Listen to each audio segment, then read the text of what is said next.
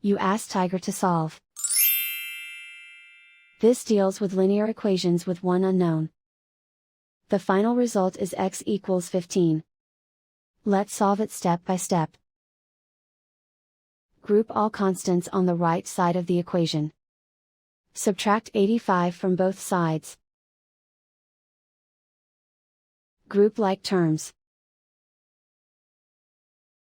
Simplify the arithmetic.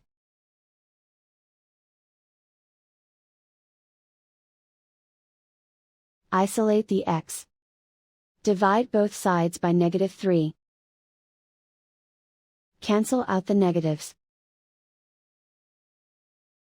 Simplify the fraction.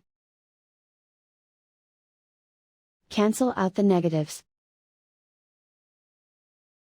Find the greatest common factor of the numerator and denominator. Factor out and cancel the greatest common factor.